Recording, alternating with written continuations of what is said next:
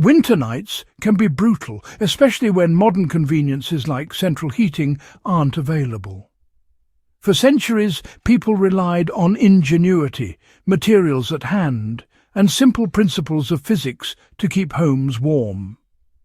Today, we'll explore historical techniques that allowed families to survive freezing nights, techniques that can still inform modern prepper strategies.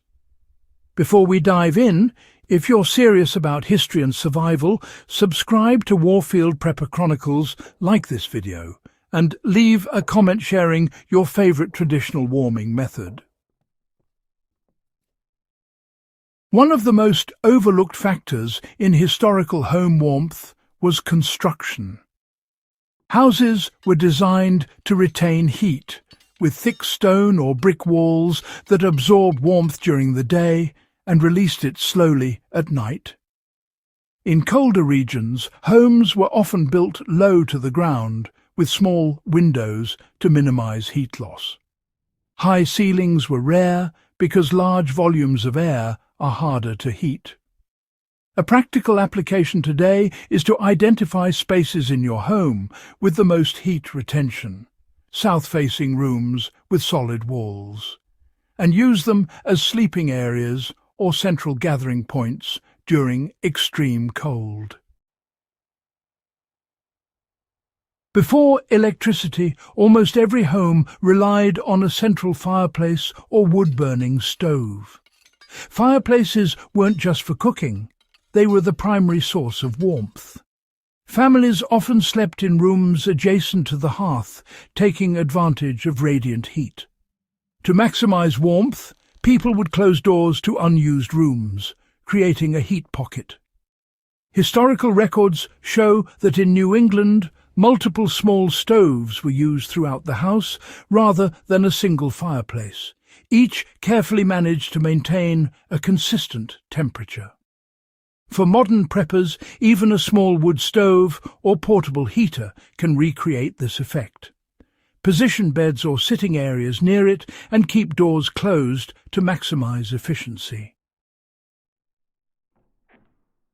Insulation wasn't invented, it was improvised. Thick fabric was draped over windows and doors to block drafts. Quilts and tapestries served double duty, covering beds and insulating walls.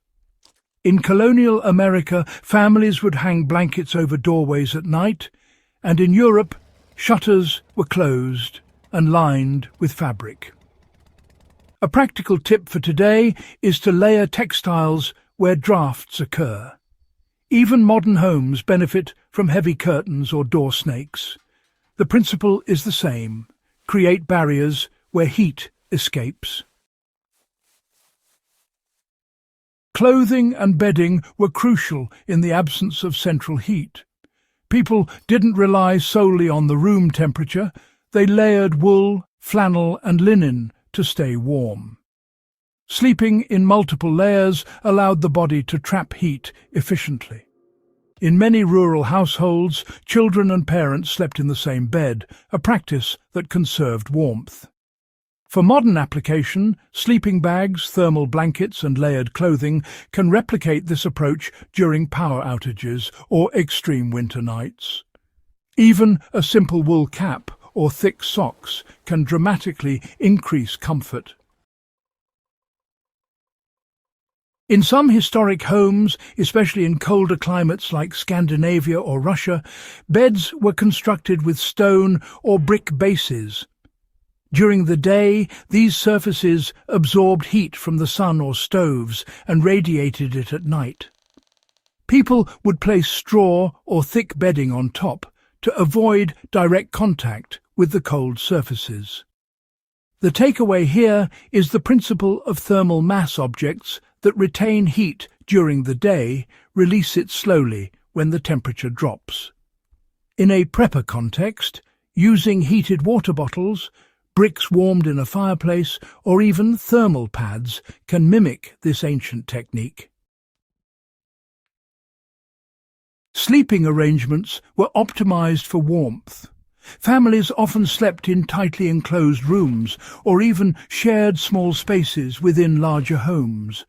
Partitioning off rooms, using bed curtains or creating tent-like sleeping areas indoors concentrated body heat. Historical documents from medieval Europe describe box beds, enclosed wooden frames that trapped heat from occupants. Today, tents or small indoor enclosures can serve the same function during cold snaps, preserving warmth in an otherwise large, chilly room.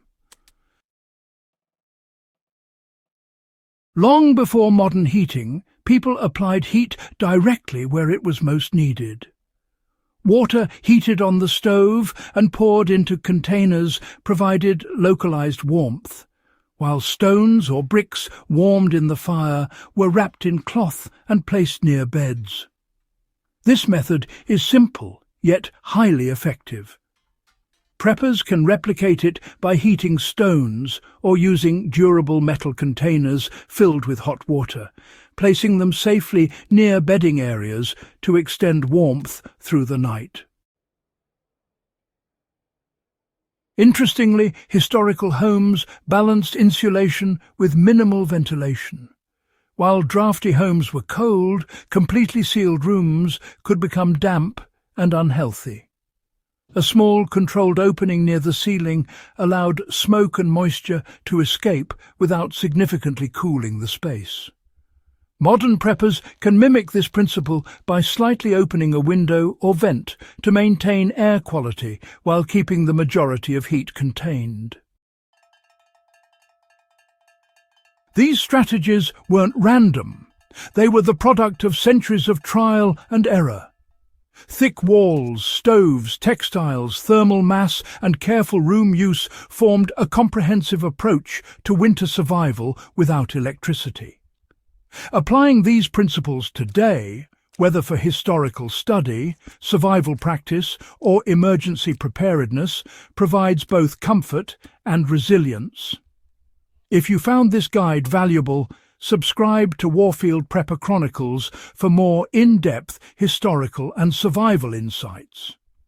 Like this video, share it with fellow enthusiasts, and leave a comment on which technique you'd try first during a cold, electricity-free night.